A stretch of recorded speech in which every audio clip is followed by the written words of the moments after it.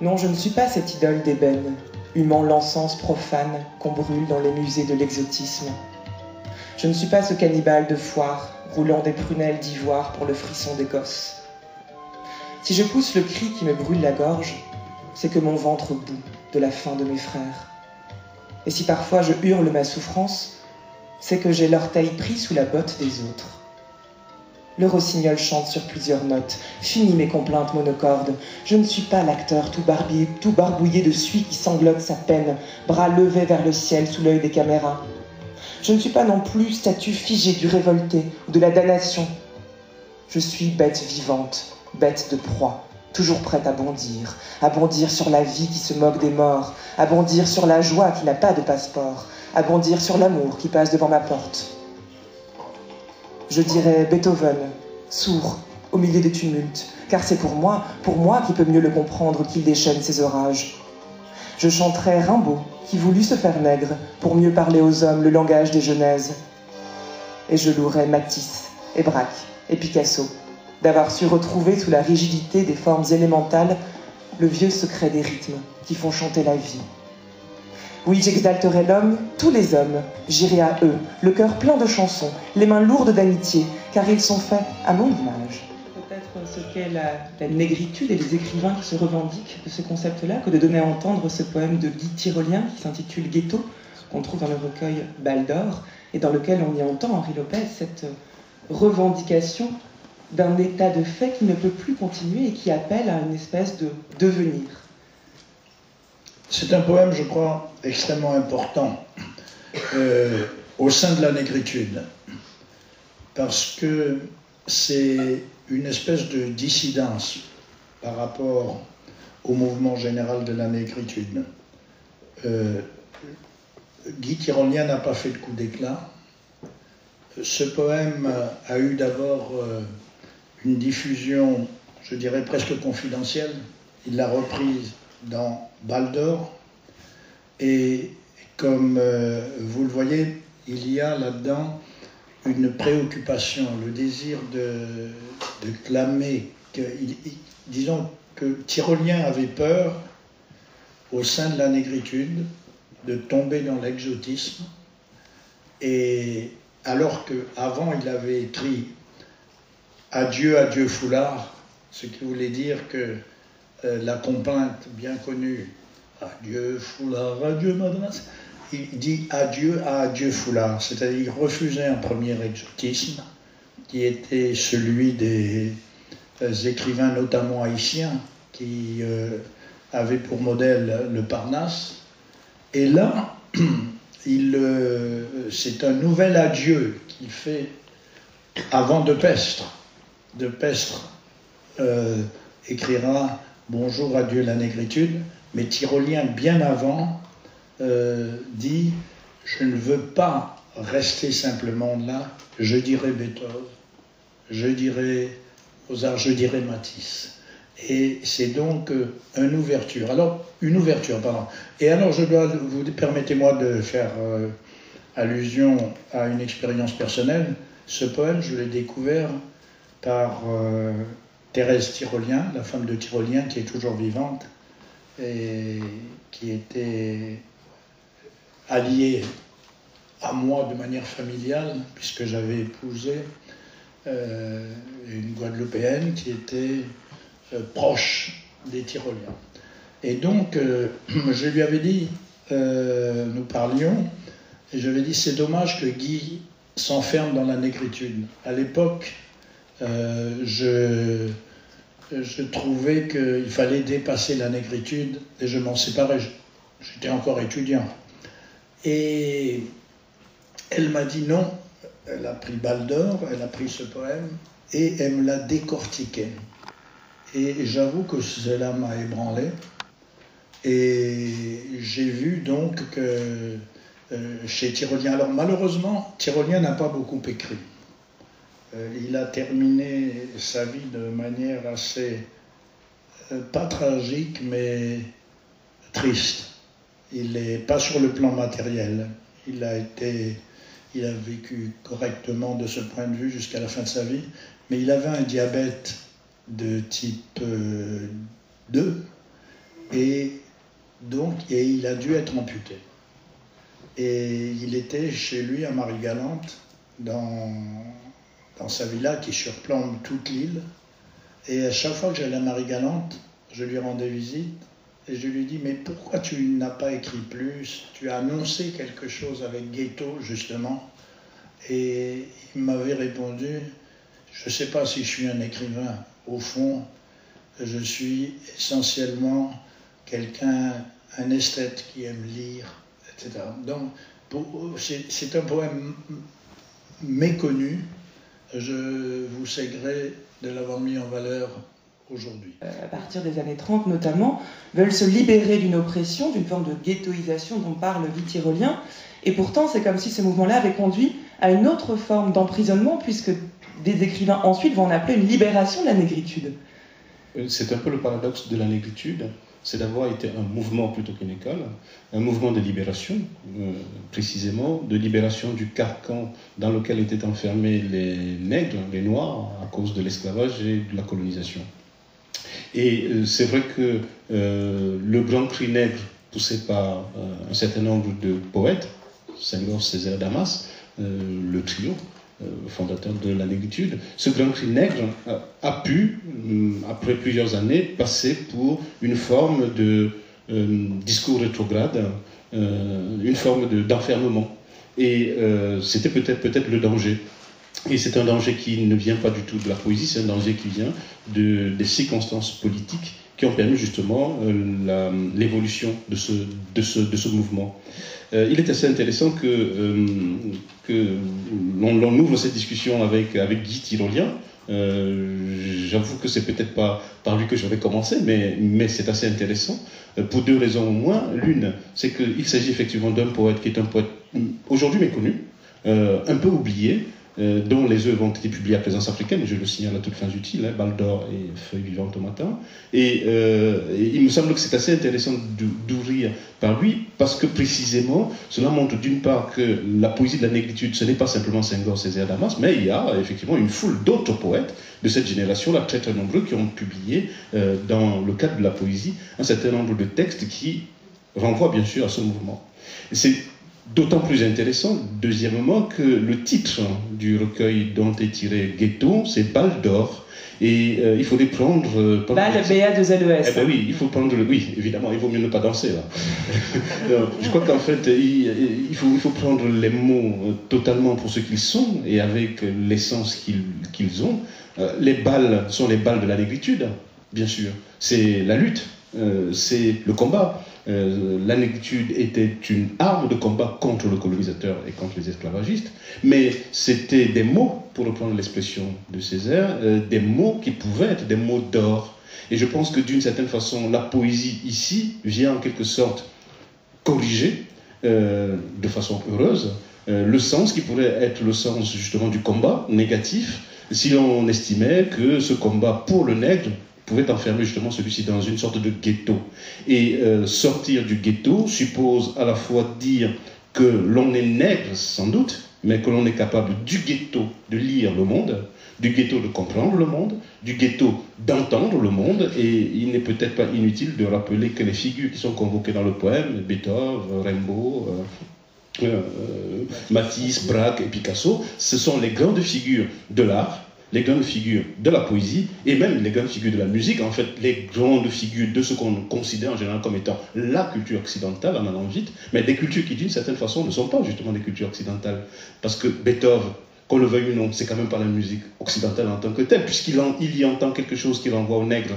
Rimbaud, c'est l'Européen qui a voulu se faire nègre. Je le dirais de Picasso, dont on pense effectivement qu'une partie de son art est une partie nègre, même si pendant longtemps il a dit qu'il voulait résoudre son propre problème d'artiste et qu'en fait il ne connaissait rien à la peinture noire, ce qui est sans doute vrai, mais on sait également le rapprochement que cette peinture peut entretenir avec celle de Wilfred Olam, qui effectivement, n'est-ce pas, est bien une peinture nègre, et la jungle de Wilfred Olam renvoie précisément, n'est-ce pas, à toute la poésie picturale de Picasso. Il me semble qu'il y a là effectivement une sorte de référence à l'idée que cette négritude-là n'est pas une négritude qui est fermée sur elle-même. Mais c'est toute l'ambivalence.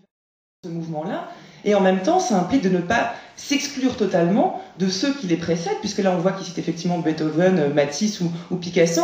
Il y a un jeu à la fois d'indépendance, pour sortir d'une forme de domination et donc d'un maître, et en même temps une non-exclusion de ceux qui peuvent faire office de maître, disons, voire de modèle, d'un point de vue purement esthétique. Peut-être qu'il y avait dans le discours des maîtres de la négritude une dimension qui est une dimension stratégique, pour une part, une dimension qui est une dimension historique. Stratégique, se situer dans la suite et la continuité de quelque chose qui a déjà existé et qui a été oublié, justement, par les sociétés occidentales, et une continuité en ce que la poésie de la négritude est, d'une certaine façon, un prolongement de la poésie. Effectivement, ici, Guy Tyrolien cite Rimbaud, mais il faudrait rajouter Mallarmé, Lautréamont, comme l'a fait Senghor dans un certain nombre de ses essais, ou comme l'a fait justement Césaire. Pourquoi? Parce que je pense, pour reprendre une formule que j'emprunte à Senghor, qui est là absolument stratégique, à savoir que la poésie est nègre et que les bons poètes sont nègres. C'est-à-dire que les bons poètes européens, Mallarmé par exemple, est un nègre. Et quand on lit le discours de Senghor de ce point de vue, on s'aperçoit que c'est intelligemment fait, à savoir qu'il s'agit d'établir une sorte de congruence entre poésie nègre et poésie. Les écrivains de la négritude sont des poètes dont des nègres, les poètes occidentaux sont nègres parce que poètes. Et je pense qu'il y a là une relation qui est absolument intelligente et qui permet alors là de rappeler à la société occidentale, pour reprendre une expression que j'empruntais à Césaire cette fois-ci, discours qu'il prononce en avril 66 à Dakar, au fond, l'Europe n'a pas toujours été ce qu'elle croit nous montrer. Il y a peut-être quelque chose d'autre. Ce mot nègre. Et effectivement, alors c'est une mise dans sa dimension historique du mot. Ce fut une insulte. Ce fut une insulte contre laquelle nous nous battions. Et c'était une injure suprême. Et ces jeunes gens de la négritude se réapproprient le mot. Je crois qu'il faut le rappeler. Et le faisant, ils ont subi une critique, quelquefois par nous, moi qui suis de la génération suivante, disant mais on risque de tomber dans le racisme à rebours. Et eux, certains d'entre eux, ont introduit cette nuance. On la trouve, pour être honnête, on la trouve déjà chez Césaire. Il y a de même que chez Jacques Roumain, laïcien, de même que chez Senghor. La nuance chez Senghor, c'est le glissement vers la notion de métissage. Mais alors, chez Tyrolien, pardonnez-moi de m'appesantir un peu sur le personnage, parce que je crois qu'il a été oublié. On le connaît surtout par son fameux poème « Seigneur, je suis très fatigué, je ne veux plus aller à leur école ». Donc, c'était justement l'entrée dans la négritude. Je le rappelle parce qu'il y a une autre caractéristique chez Tyrolien, c'est que tous les poètes de la négritude, je ne dis pas les écrivains parce qu'il n'y a pas de romanciers de la négritude, il n'y a que des poètes. Tous les poètes de la négritude n'emploient pas le jeu, ou quand ils parlent de jeu, c'est d'un jeu collectif. Le premier à en parler, comment dirais-je, à nous donner une poésie intime, c'est Tyrolien. Dans l'anthologie de la poésie nègre et malgache, il y a un de ses poèmes qui s'appelle « Variation sur un thème de souffrance vécue » qu'il n'a pas repris dans Val d'Or. Et c'est le seul poème de toute l'anthologie où il est question d'une peine d'amour. Donc, je crois que c'est intéressant, c'est que chez cette école de la négritude, qui faisait bloc, pourquoi? Pour une raison qu'on a du mal à imaginer aujourd'hui. C'est qu'à l'époque, il y avait peu de Noirs dans le paysage où vivaient ces jeunes étudiants, c'est-à-dire la France. Moi, j'ai fait mes études secondaires à Nantes, par exemple. Je connaissais tous les Noirs de Nantes. Quand il en arrivait un nouveau, on allait lui demander depuis quand il était là et d'où il venait. Aujourd'hui, ce n'est pas possible. Deux Noirs qui se rencontrent dans le métro, ils ne se disent pas bonjour aujourd'hui. Et alors qu'à l'époque... donc, il y avait ce désir à la fois de faire équipe dans la négritude, et puis en même temps, les personnalités étaient différentes. Chaque poésie avait sa personnalité. On a parlé ce matin de Léon Gontran Damas, par exemple, qui lui est encore particulier. Vous avez dit tout à l'heure, Henri Lopez, que pour vous la négritude, enfin en tout cas vous aviez pensé à un moment de votre vie qu'il fallait dépasser la négritude. On va revenir sur cette question à partir de la voix de Léopold Sédar Senghor, qu'on entend tout de suite dans Négritude, culture noire. C'était en 1977, écoutons-le.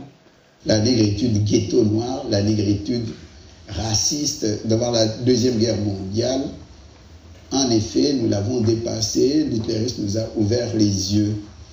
Mais la négritude, comme culture différente, je pense que cette négritude ne sera pas dépassée, ne doit pas être dépassée. Tout en nous ouvrant aux autres cultures, nous devons être enracinés dans nos propres cultures, parce que nos propres cultures sont les fruits de l'histoire, sans doute, mais aussi de la géographie, qui est rarement dépassée. Nous ne sentons pas comme les Blancs. Nous ne pensons pas comme les Blancs. Nous ne rions pas comme les Blancs. Nous ne réjouissons pas comme les Blancs. J'ai là des objets d'art négro-africain. Ce qui les distingue avant tout, c'est le rythme.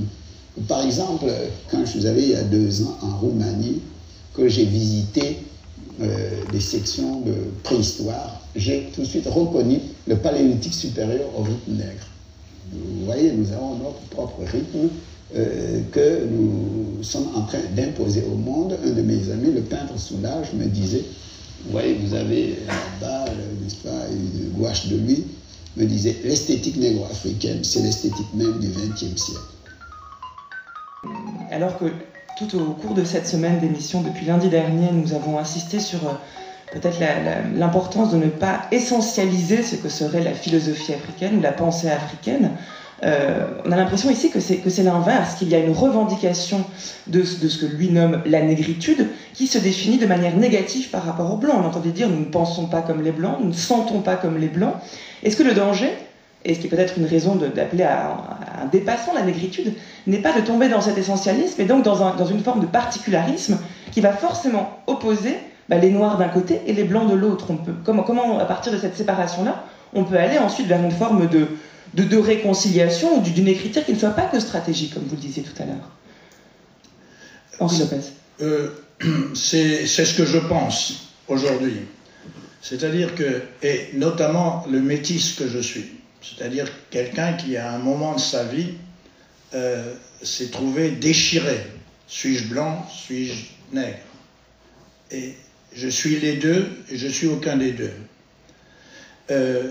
J'ai réuni ça, pas dans une philosophie, ni une théorie, mais dans une, comment dirais-je, une espèce de vade-mecum, manière de penser qui m'aide. Je dis, j'ai plusieurs identités. J'ai mon identité originelle. Alors pour aller très vite, mon identité originelle, c'est de continuer à boire aux mamelles de la négritude. Parce que j'avais besoin de ça pour devenir indépendant, pour faire sauter la colonisation, pas simplement juridiquement, institutionnellement, mais aussi dans ma tête. Mais si je m'enferme là-dedans, la négritude, n'oublions pas, elle a été utilisée par Duvalier. Duvalier n'a pas fait de coup d'État. Duvalier est arrivé au pouvoir en utilisant le concept de négritude. C'est ce qui amènera plus tard de Pestre à dire justement adieu à la négritude parce qu'il avait vécu les conséquences dans sa chair. Et donc, si je reste dans cette identité originelle, où je vais reboire, ou comme les Lamentins, je remonte la source pour boire à la culture fondamentale, je deviens exclusiviste. Mais ça peut être non pas simplement contre les autres races, mais même à l'intérieur du petit espace qui est le mien, contre ceux qui sont de l'autre côté de la rivière, de l'autre côté de la montagne, qui n'ont pas les mêmes tatouages que moi, et ça provoque effectivement des attitudes qui emmènent à ce qu'on a vécu, par exemple, au Rwanda. Donc, je vais à ce moment-là, j'utilise ma deuxième identité, qui est mon identité internationale. C'est celle qui me fait revendiquer Matisse. Moi, je dis mes ancêtres les Gaulois, le titre dans mes ouvrages, La grand-mère Bantou et mes ancêtres les Gaulois. Et Gaulois de toutes les races, et pas Vercingétorix. Mais Confucius est un Gaulois pour moi, est un de mes Gaulois. Socrate est un de mes Gaulois. Descartes est un de mes Gaulois, etc. Et puis enfin, ma troisième identité, c'est mon identité personnelle, et c'est ce que j'aime dans le parcours de tyrolien. C'est ce qui fait que même à l'intérieur de ma famille, qu'elle soit originelle ou internationale, je ne ressemble à personne, même pas à mon frère jumeau, parce que il y a toujours quelque chose qui... Et alors ça, c'est très important, cette revendication, la dernière, pour un écrivain. Mais justement, l'écrivain peut écrire avec ses différentes identités. Et ce que vous recherchez, c'est écrire avec l'identité personnelle dont vous parlez, qui est en fait votre singularité. Avec les trois. Ce sont trois cordes d'une guitare imaginaire. Je sais pas, je ne suis pas musicien, je ne sais pas s'il y a des guitares à trois cordes, mais admettons qu'il... Alors, il faut jouer sur les trois cordes. De temps en temps, l'une des cordes est plus utilisée que l'autre, mais il faut toujours veiller à l'harmonie et qu'aucune des cordes ne se casse. Romuald de Fonquoy, sur cette question de l'essentialisme de la négritude. Je veux peut-être embrayer un tout petit peu sur la question de la musique. Ce n'est pas une question de guitare à 3 ou à 2 cordes. Il suffit d'en avoir une pour avoir plusieurs sons. Je crois que c'est sans doute ça qui est intéressant. Mais pour en revenir en fait à la question que vous formuliez tout à l'heure, à partir de Senghor, je crois qu'il faudrait contextualiser. C'est vrai que quand on écoute un tout petit peu Senghor, on peut se dire, ah oui, mais comment utiliser aujourd'hui, ou comment écouter aujourd'hui en 2014 un discours qui date du milieu des années 70 où il est en train de nous parler du blanc. Il dit mais nous ne rions pas comme les blancs, nous ne sentons pas comme les blancs, le rythme des blancs n'est pas comme le nôtre. Enfin bon, ben oui, ça peut poser quelques petits problèmes. On se dit, ben, c'est peut-être essentialiste. C'est vrai, sauf si l'on rappelle quand même que c'est le théoricien de la normandité. Il n'a pas inventé la wolofité, il a inventé la normandité quand même. Sauf si on se souvient quand même que c'est celui qui insiste sur la notion de culture différente. Nous avons des cultures différentes. Et il dit n'est pas, ne doit pas. Ah, ça fait déjà deux choses différentes. C'est une culture qui n'est pas, mais ne doit pas. Donc on sait très bien que n'est pas, ne doit pas, ça fait quand même deux choses totalement différentes. Pourquoi est-ce que j'insiste sur la notion de contextualisation ? Parce que précisément, pour pouvoir comprendre l'importance ou l'insistance qu'il accorde à la notion de culture pour comprendre la négritude, je dis bien de culture, il faudrait se souvenir qu'il voudrait se dégager, un peu comme Tirolien, de la notion d'exotisme aussi. Il voudrait se méfier de l'enfermement du ghetto, pour revenir à ce qu'on disait tout à l'heure. Et il dépasse, c'est son droit, et ça a été toujours la logique de Senghor, il dépasse cet enfermement par la notion de culture, qui pour lui est une culture nègre, pour reprendre son expression, mais cette culture nègre est une culture de civilisation universelle. Alors, chez Senghor, ça fait toujours deux choses qu'il faudrait mettre ensemble. Une culture de civilisation universelle, ça veut dire non seulement une culture qui est reconnue comme étant fabrication par des hommes, la culture est faite par les hommes, hein, c'est toujours ce qui se met sur la nature, hein, de toute façon.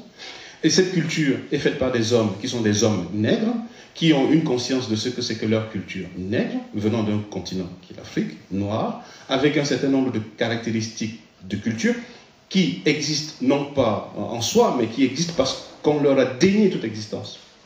C'est-à-dire qu'il fait ici une affirmation de la culture parce que la culture nègre a été refusée. Il fait une affirmation de la culture parce que cette culture a été déniée. Il ne la fait pas parce qu'il s'agit d'essentialisme, il la fait par revendication. Donc en fait, il revendique quelque chose qui n'a pas été reconnu comme tel.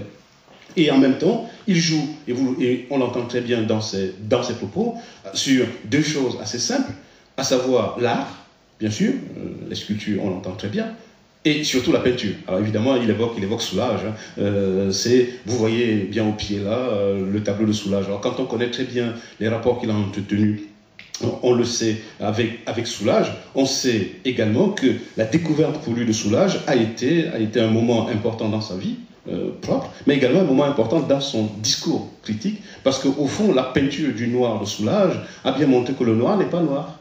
Donc le nègre n'est pas nègre. Alors quand on regarde très bien la peinture de Soulage, on sait très bien qu'il peut mettre tous les types de couleurs possibles, mais le noir, c'est quoi? C'est un peu compliqué à savoir, cette affaire de noir. D'où justement l'idée que le noir, c'est justement la représentation de l'universel, puisque le noir n'est pas une couleur. C'est QFD. C'est pas une couleur, en fait, mais bien sûr. Donc on voit bien que dans son discours, il y a cette sorte de revendication de l'idée selon laquelle la culture noire, c'est d'une certaine manière une part de la culture universelle, et peut-être même profondément la culture universelle. Et on ne peut pas, je l'avais déjà dit à un certain moment donné ailleurs, on ne peut pas tout à la fois reconnaître à l'Afrique noire d'avoir été le berceau de l'humanité, ce que les ethnologues nous ont appris, et dire en même temps qu'il n'y a pas de culture et de civilisation. C'est ça, en fait, la contradiction qui est celle de la civilisation occidentale. D'avoir découvert que c'est le berceau de l'humanité, donc tout nous vient d'Afrique, et d'autre part, de dire il n'y a pas de culture. Il essaie juste de réconcilier ces éléments-là, à savoir que l'Afrique est un lieu de culture, différente peut-être, ne doit pas être différente, alors qu'en fait, il sait très bien que cette culture-là doit être une culture universelle. Donc elle n'est peut-être pas aussi différente que ça. À une époque donnée, c'était utile pour une écriture stratégique, telle que vous l'avez définie tout à l'heure. Est-ce qu'aujourd'hui, il y a encore un sens à revendiquer cette négritude, ou est-ce qu'il faut dire qu'elle est historiquement datée et que maintenant, c'est une autre forme d'écriture? Vous m'auriez posé la question avant-hier, pardon. Vous m'auriez posé la question avant-hier, je n'aurais pas fait la réponse que je vais vous faire maintenant. Avant-hier, j'aurais dit, ouais, ça va, c'est dépassé.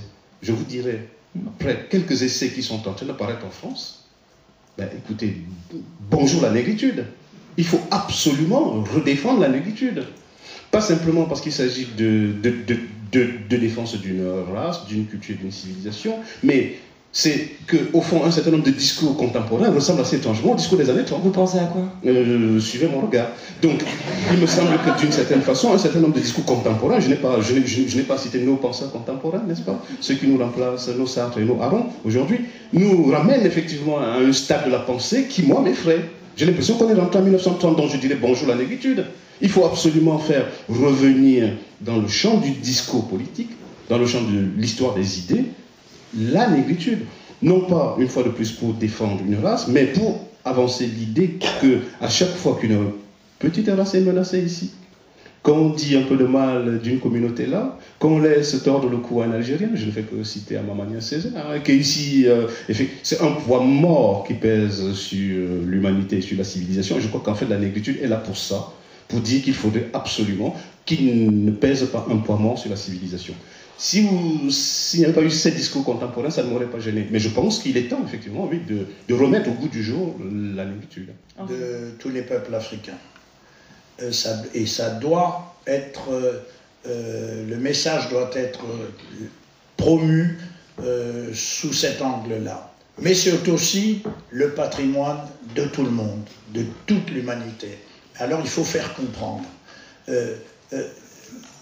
À un moment, il faut la dépasser, mais dans un moment dialectique qui n'est pas, comment dirais-je, d'une histoire vue linéairement. Ce que je veux dire, c'est que c'est dans un sens culturel, au sens...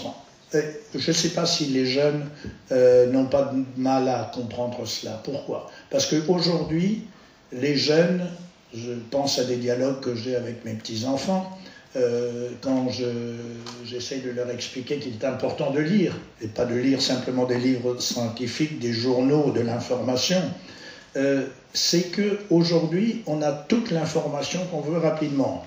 On sort son smartphone, on va sur Google, et on dit « Grand-père, tu crois que je ne sais pas les choses, voilà, c'est ceci, ceci, cela. Pourquoi ai-je besoin de lire? Je le trouve tout de suite sur Internet. » Mais je le trouve, mais je n'ai pas la dimension historique de ça. Je ne sais pas ce qui s'est fait avant. Je crois redécouvrir l'Amérique à chaque fois. Or, la négritude, c'est un peu comme ça. La négritude ne se conçoit pas si on l'étudie de manière isolée. Il faut la voir dans son dépassement et dans sa genèse, expliquer pourquoi elle a été compréhensible. Trouver la négritude dépassée aujourd'hui serait comme trouver Platon dépassé ou bien la connaissance du mouvement de la Pléiade pour vous de dépasser. C'est quelque chose à laquelle on doit revenir constamment. Alors vous me direz que chez les anglophones africains, c'est quelque chose qui passe difficilement. Pourquoi? C'est une question de sémantique, à mon avis. Parce que, effectivement, il n'y a pas vraiment la nuance de noir-nègre dans la langue anglaise. Bon, bien sûr, il y a nigger, etc. Bon, mais je ne vais pas m'étendre là-dessus. Je risque de me perdre, je ne suis pas spécialiste de linguistique. C'est une question linguistique quand même, et que vous en appelez à continuer à lire une certaine littérature. Je propose qu'on écoute un extrait tout de suite pour rester dans la négritude et glisser vers la notion de métissage aussi, que l'on va aborder dans un instant grâce à un extrait d'un ouvrage qui s'intitule Sur l'autre rive. Et donc vous êtes l'auteur. Derrière cette revendication d'identité qui passe par l'affirmation d'une négritude ou même, pourquoi pas, d'un métissage qui vient complexifier la notion d'identité, il ne fallait pas y entendre une affirmation de transparence ou de plan absolument rempli, mais aussi un espace qu'on va dégager, un espace de trouble, un espace d'hybridation, un espace de complexité où l'identité ne serait jamais figée. C'est cela qui importe finalement, j'ai l'impression, plus que les termes qu'on y accole, c'est le fait que l'identité puisse être mobile, mouvante et ménager une certaine part de mystère, ce qui en fait un sujet du coup d'écriture absolument parfait. Henri Lopez. C'est tellement compliqué, je ne sais pas quelle est la question. Sur cette notion de complexité, justement, sur la notion de l'identité. Alors, je ne vais pas formuler la question, si c'est trop compliqué. Je me suis fait emporter par la complexité de l'identité. Je crois que si j'avais écrit le texte auquel j'ai fait allusion tout à l'heure de mes 3 identités aujourd'hui, j'aurais appelé cela mes 3 appartenances, pour éviter des connotations politiques auxquelles on a tendance à se référer. Bon, je ne suis pas un théoricien. Pour moi, le métissage, c'est une question existentielle. Comment dirais-je, ça me gêne de parler de ma vie, mais après tout, pourquoi pas. Ça a été pour moi un point d'interrogation longtemps. Partie de ma famille blanche, une partie de la famille noire, où se situer là-dedans, d'autant que je vivais dans un contexte où être blanc ou noir changeait votre sort. Il y avait le quartier blanc à Brazzaville et le quartier noir. Et à Kinshasa, où je suis né, c'était encore plus marqué. Donc, où se situer là-dedans? Et je nais dans un monde où il y a le racisme anti-noir. Et les métis sont mis dans le quartier indigène. Et quand j'arrive en France, jeune lycéen, c'est une hantise. La première nuit, je me dis, qu'est-ce que je vais prendre? Je suis le seul noir au dortoir. Et très rapidement, je joue au football avec des blancs qui ressemblent aux petits blancs qui étaient racistes dans mon pays. Ce ne sont plus les mêmes. Et alors, tout cela crée un véritable kaléidoscope dans ma tête et j'ai du mal à remettre tout cela en forme. Donc, le métissage aujourd'hui est à la mode. Il y a même un métissage frivole et c'est pas grave. Mais ce que je veux dire, c'est que être métisse à une époque a constitué un chemin, un véritable calvaire par lequel il fallait partir. Et pour retrouver, garder, pas l'étoile polaire, la croix du Sud, toujours pour se guider, ce n'était pas facile. Aujourd'hui, la notion de métissage, à mon avis, a totalement changé. Aujourd'hui, les métis ne sont pas des gens qui ont la peau café au lait. Il y a des métis blancs, il y a des métis noirs. Parce que le mariage ou la confrontation des cultures, dépeignez cela comme vous voulez, dépasse ces phénomènes. Un jeune noir qui naît en France, à Lille, mettons, eh bien, il peut être métis. Et idem pour quelqu'un d'apparemment blanc, au fond, c'est le descendant du personnage de « J'irai cracher sur vos tombes ». Romuald de Fonfoy. Oui, je pense que la notion de métissage, donc je ne suis pas écrivain comme vous l'avez sans doute compris, hein, donc je ne vais pas faire comme Henri Lopez, c'est-à-dire évoquer l'histoire justement de son métissage personnel qui donne lieu effectivement à cette belle ligne que vous avez lue, mais ce que je retiens de ce que vous avez dit, effectivement, c'est la notion de dédoublement d'identité, ce qu'ils viennent d'appeler ici appartenance, qui vient sans doute rappeler une chose qui avait été complètement oubliée dans l'histoire des idées, en allant un peu vite, à savoir que le métis a été, dans l'histoire des idées en Occident, et à cause de l'esclavage et de la colonisation, un personnage monstrueux. Parce que issu de la race blanche et la race noire, on ne sait pas très bien comment le situer, avec effectivement des connotations qui sont en plus des connotations animalières. Une version du métis, c'est le mulâtre, c'est le mulet, c'est un animal, donc on voit très bien qu'il y a une sorte de marginalisation de ce personnage. Mal tissé. Oui, c'est ça, métissé, mal tissé, effectivement, oui, mis au banc d'eux. Il y a eu toujours cette notion qui est liée au métissage. Donc, quand on regarde en plus l'histoire de la colonisation, on sait que dans la plupart des pays en Afrique noire, il y avait ce qu'on appelait l'orphelinat des métis. L'orphelinat des métis, en Côte d'Ivoire, au Sénégal, au Cameroun, c'était bien connu, où des enfants qui étaient issus des fautes commises par les Européennes et les Africains se retrouvaient non pas chez les Africains et chez les Européens, mais dans un orphelinat. Donc n'ayant pas justement de parents, et donc institutions créées par des religieuses un peu partout, et qui ont permis en quelque sorte de sauver, entre guillemets, n'est-ce pas, ces enfants de la vindicte noire et de la méconnaissance blanche. Donc c'est quand même des personnages qui sont un tout petit peu hors lieu. C'est très bien décrit. Mes parents ont été élevés dans ces orphelinats. Et donc du coup cette notion justement de métis est liée précisément dans l'histoire à la marginalisation. Vous appelez tout à l'heure Glissant avec son droit à l'opacité. Et je pense que d'une certaine façon, l'un des problèmes que pose justement le métis dans l'histoire de la colonisation et dans l'histoire de l'esclavage, c'est d'être une sorte de non-lieu, une sorte de hors-lieu. Pour toutes les communautés. Et il ne faudrait pas penser que l'Afrique noire, de ce point de vue, a été meilleure que l'Occident. Hein. Pas du tout.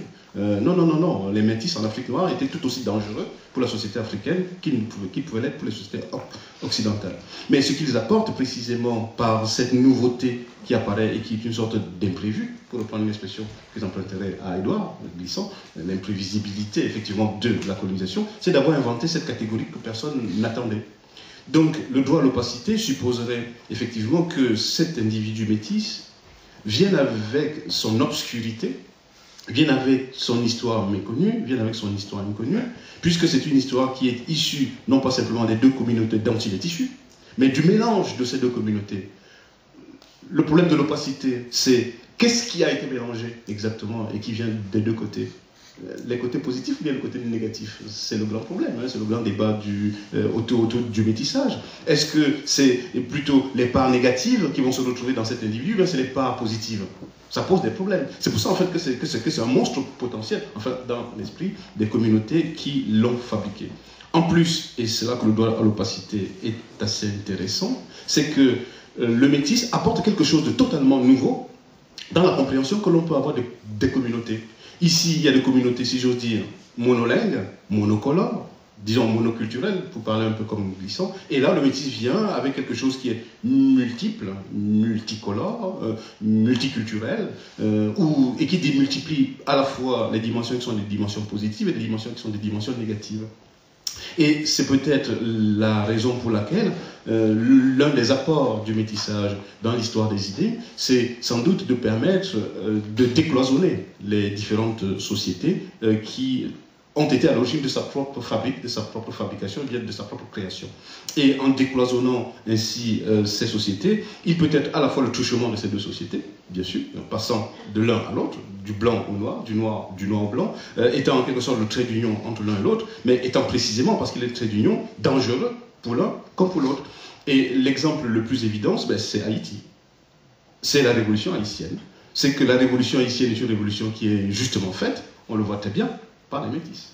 C'est eux qui sont justement à l'origine de la révolution haïtienne, parce qu'ils connaissent très bien, si j'ose dire, les deux côtés de la fable, le côté noir et le côté blanc, parce qu'ils savent très bien qu'ils peuvent être protégés par le côté noir et par le côté blanc, et même si on sait très bien que dans le cas de la révolution haïtienne, c'est plutôt avec le concours des esclaves nègres que la révolution va être faite, mais elle est quand même initiée, qu'on le veuille ou non, par les mulâtres et par les métis, et qu'au fond, la société haïtienne sera gouvernée effectivement par les mulâtres et par les métis, jusqu'à Duvalier, qui viendra, bien sûr, grâce à la négritude ou à cause de la négritude au choix, remettre en quelque sorte les tontons macoutes à l'honneur pour le grand malheur d'Haïti. Mais on voit bien que, d'une certaine façon, s'il n'y a pas le mulâtre, s'il n'y a pas le métis, donc il connaît très bien à la fois le côté européen et le côté africain, le côté blanc et le côté noir, il n'y a pas justement de révolution. Il y a une révolution dans le métissage que l'on trouve, bien sûr, n'est-ce pas, aujourd'hui dans la littérature comme étant une dimension qui est une dimension positive. Alors on parle effectivement de métissage. Ils vont tous se retrouver dans la même revue. Gilles qui va apporter effectivement sa caution. Donc il y a, si j'ose dire, le gratin, je parle comme les people, le gratin des intellectuels français de l'époque, qui apportent leur caution justement à cette revue et qui vont justement faire que cette revue soit bien perçue sur la place parisienne. Et cette bonne perception vient précisément du fait que la revue se présente comme une revue non partisane. C'est-à-dire que ça n'est pas une revue comme la revue Légitime Défense qui affiche tout de suite la troisième internationale. Voilà, ce n'est pas la revue du Monde Noir qui dit nous ne sommes que les défenseurs des Américains, parce que c'était quand même ça, la revue du Monde Noir, avec un certain nombre de productions qui sont des productions intéressantes. Il faut traduire en français les textes des poètes noirs américains pour que ces textes soient accessibles aux intellectuels francophones qui n'ont pas qu'une seule langue, ou alors aux intellectuels européens qui n'ont pas accès à ces poèmes. Et donc, d'une certaine façon, il s'agissait effectivement d'une revue qui ne se voudra pas du tout une revue partisane. Et c'est, à mon avis, le gage du succès de la revue. C'est-à-dire que cette revue-là, parce qu'elle n'est pas une revue partisane, parce qu'elle se présente comme étant une revue culturelle, elle va devenir très vite une revue intellectuelle. Donc on va y trouver, n'est-ce pas? Il va y avoir un événement qui est majeur, c'est le Congrès international des écrivains et artistes noirs de 1956, qui se passe à la Sorbonne. Vous n'y étiez pas, je sais que vous étiez plus jeune que la génération de Seymour et Césaire. Je pense que vous pouvez quand même nous en parler, puisque ça a marqué quand même toute la génération de cette époque-là, mais d'après aussi. Avant, je voudrais dire, pour compléter ce qu'a dit Romuald, c'est que les administrateurs coloniaux, il ne faut pas avoir honte de s'en réclamer, parce que certains étaient très positifs, aussi bien dans la lutte pour l'indépendance que dans le mouvement de la négritude. Tyrolien était administrateur colonial, René Marant l'était, et puis il y avait Paul Niger aussi, dont le nom était Béville. Et puis, alors, pour illustrer ce que tu as dit concernant le côté fédéral de la France, il y a eu des ministres noirs, africains au gouvernement, même ministre d'État, pas simplement Senghor, Diori, etc. Alors, et puis je voulais ajouter, parmi les réalisations, tu en as cité deux, le troisième, à mon avis, c'est le troisième congrès des écrivains et artistes noirs, qui est quelque chose qui a peut-être fait plus de bruit que l'apparition de la revue. Moi, j'étais un gamin, je crois, je devais être en terminale à cette époque-là, mais on écoutait ça. Alors, pour en revenir à Alioune Diop, qui est celui qui n'a pas laissé d'écrit, mais sans lequel tous les écrits de la présence africaine dans le monde et pas simplement en France, parce que toutes les universités américaines, lorsqu'elles veulent, lorsqu'elles ont des questions à établir des programmes sur la littérature africaine, consultent automatiquement le catalogue de présence africaine. Eh bien, cet homme, je voudrais donner deux tableaux de lui. Premier, nous étions étudiants, nous n'étions pas écrivains, on militait à la Féance, etc. Et puis on allait rue Descartes à l'époque, chez Présence africaine. Et on y allait pourquoi? On allait pour chercher des livres sur l'Afrique, parce que ça ne courait pas les bibliothèques. Et c'était là le lieu où on pouvait les trouver. Et là, on rencontrait aussi au hasard des noms très connus. Césaire, on a eu à le saluer comme ça, sans que ça prête à plus de conséquences. Et je crois que je me souviens d'Alioune Diop et de Christiane, sa femme, et qui nous recevaient toujours. Comme c'était plus qu'une maison d'édition, c'était un centre culturel. Et ils étaient toujours pleins d'attention pour nous. Au début, ils ne connaissaient pas le nom d'un tel, etc. Et la deuxième fois, c'était notre foyer. On y venait, on y passait tous les moments de libre qu'on avait. Et je crois que c'est essentiel parce que cela nous a aidés dans cette période où être africain, c'était essentiellement être politique. Eux, ils nous ont attirés comme ça, sans aucune propagande, simplement par l'accueil qu'ils nous réservaient. Et Alioune Diop, de ce point de vue, était absolument remarquable. Le deuxième image que je garde très forte d'Alioune Diop, moi, c'est le festival d'Alger de 1969. Ce matin, j'ai eu à dire que j'avais fait une attaque violente contre la négritude.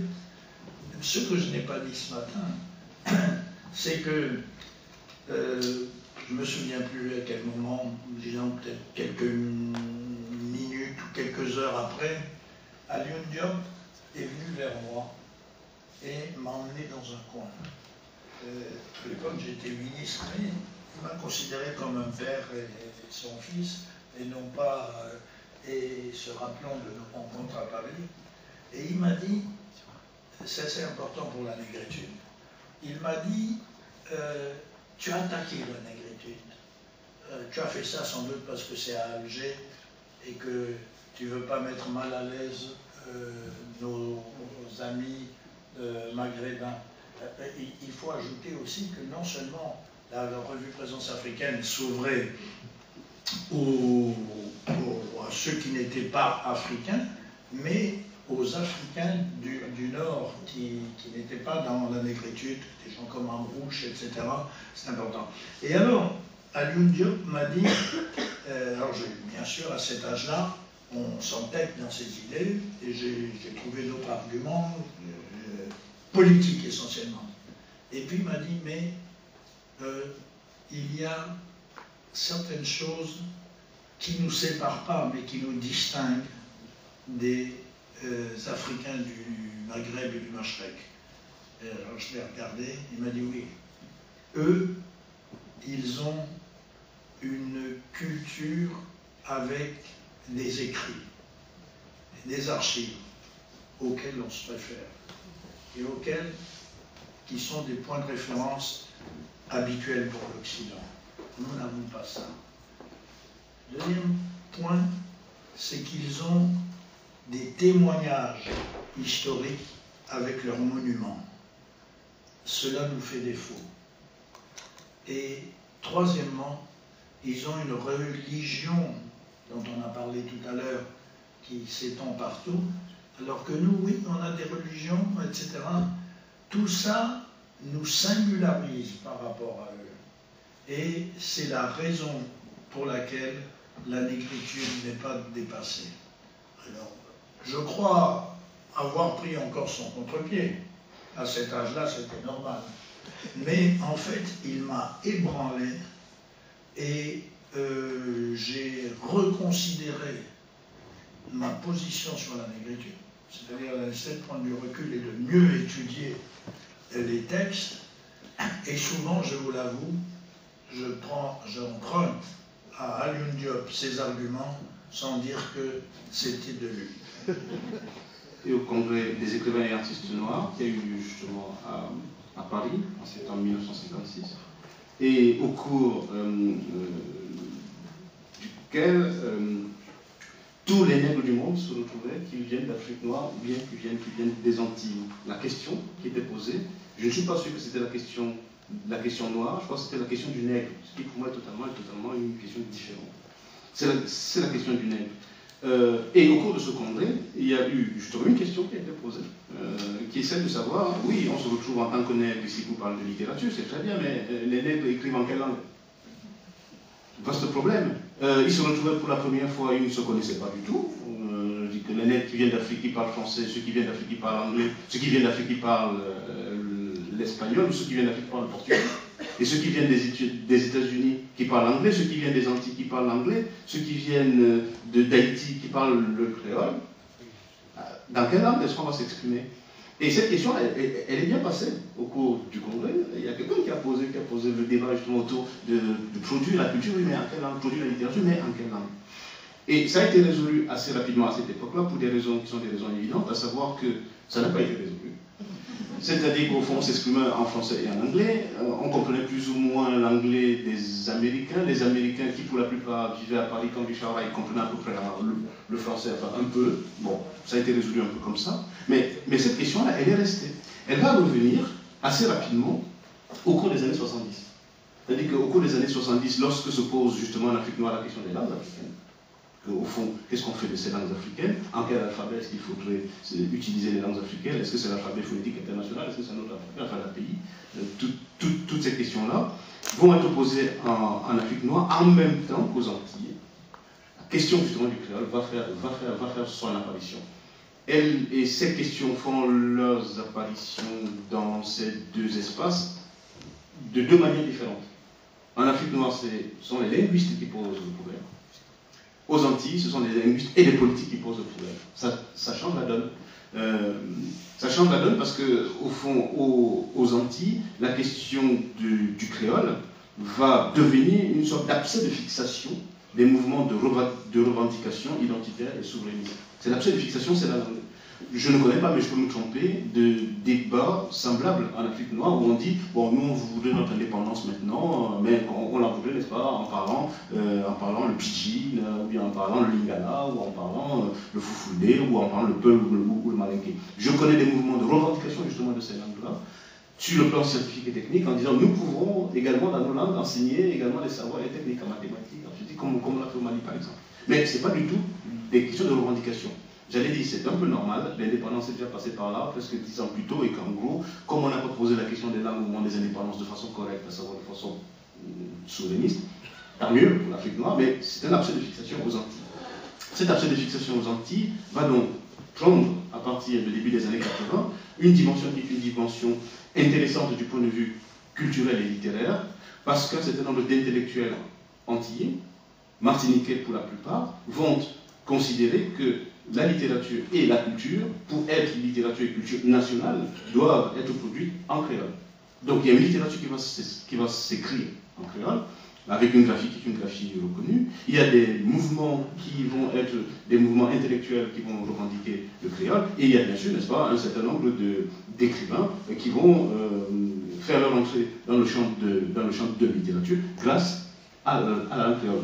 Un seul exemple, c'est, enfin, l'exemple le plus connu, c'est Raphaël Confiant. Raphaël Confiant à la Martinique, son premier texte, c'est Gilles de Bondier, qu'il va réécrire ensuite en français, ne vous inquiétez pas. Il va effectivement produire son premier texte en créole. Bah, il va s'apercevoir d'un vrai problème. C'est qu'une chose est de dire on va écrire en créole, une autre est de trouver des lecteurs. Ce n'est pas parce qu'on se parle entre nous en créole que tous ceux qui parlent en créole sont capables de lire.